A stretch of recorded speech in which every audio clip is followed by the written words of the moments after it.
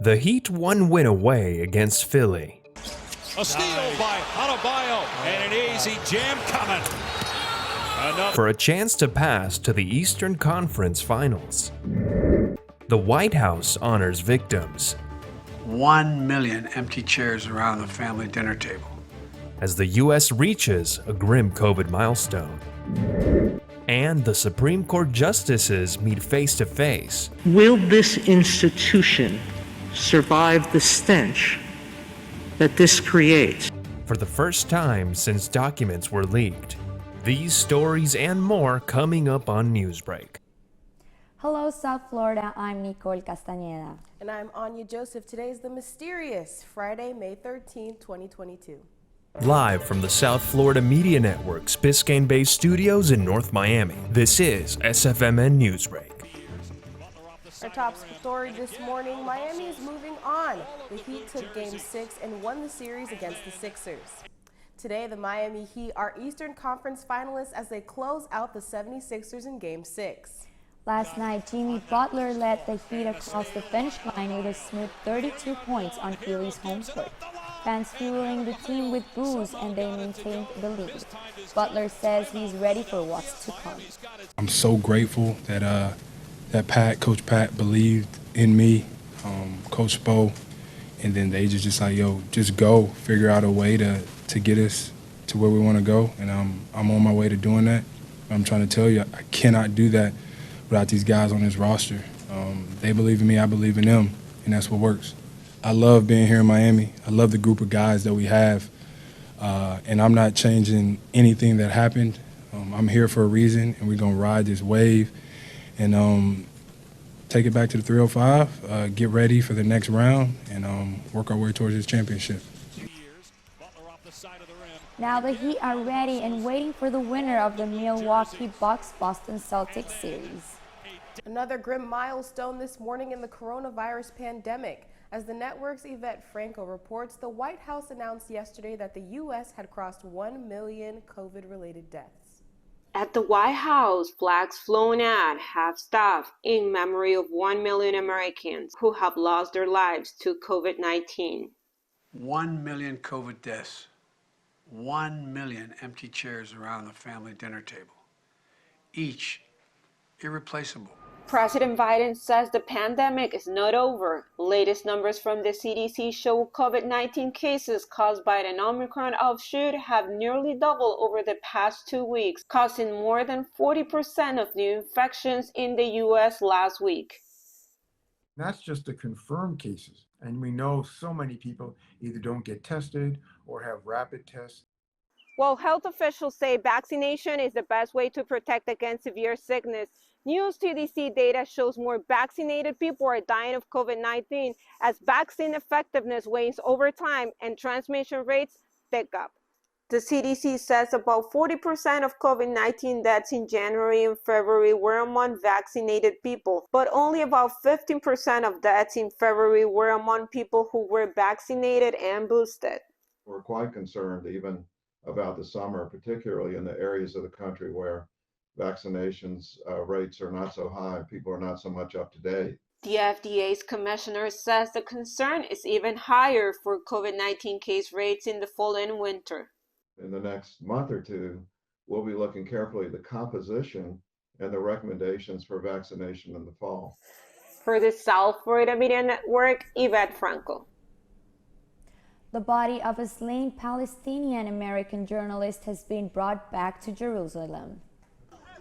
Shirin Abu Akleh has been tragically shot and killed while reporting on a story in Israel. It was brought to Jerusalem yesterday. The veteran reporter for Al Jazeera was covering an Israeli army raid in the occupied West Bank when she was shot in the face. This morning, investigators have issued a subpoena for access to classified documents that former President Trump took with him to his home in South Florida. The subpoena is for the National Archives, which confiscated the 15 boxes of documents earlier this year. Back in February, authorities requested to review whether Trump violated the law. They argued that all presidential documents were supposed to be turned in at the end of Trump's term as president. tension this morning in nation's highest court. It follows a meeting of the justices yesterday, their first since an unpublished opinion on Roe v. Wade was leaked to the media. The justices gathered for the first time since that unprecedented leak at what has become a completely transformed court. Those on both sides of the abortion debate were amplifying their voices outside the court, and even the homes of several of the conservative justices. The motion is not agreed to. Across the street at the Capitol, senators voted down a bill Wednesday that would have codified the right to abortion in federal law. And inside the court itself, suspicion as an internal investigation has just begun in an effort to uncover the source of that leak. Tensions were sky high, just as the justices are moving into the most cumbersome point of the term, one of the most consequential in decades. They will issue opinions on nearly 40 cases by the end of June.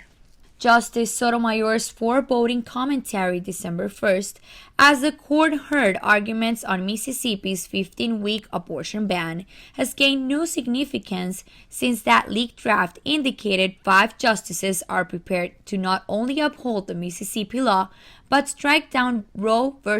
Wade completely, eliminating the constitutional right to an abortion and leaving it to states to legislate the issue. A final decision on that is expected before July 1st.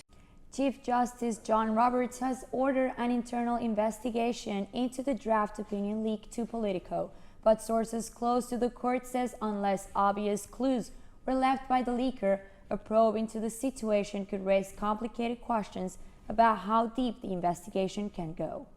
Is there a black hole at the center of the Milky Way galaxy? A new photograph appears to offer proof. That's still ahead, and so is this story. When I started to pull in is when I went out and started to convulse and hit the curb and went.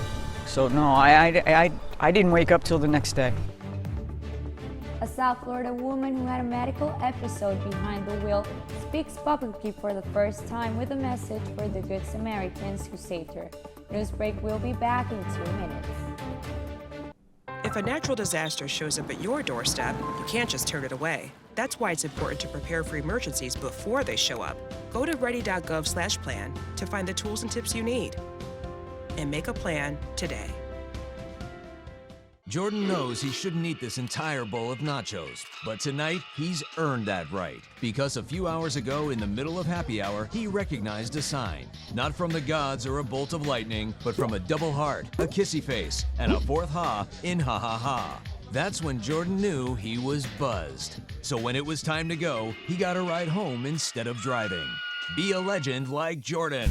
Recognize your buzzed warning signs and get a ride home. Buzz driving is drunk driving.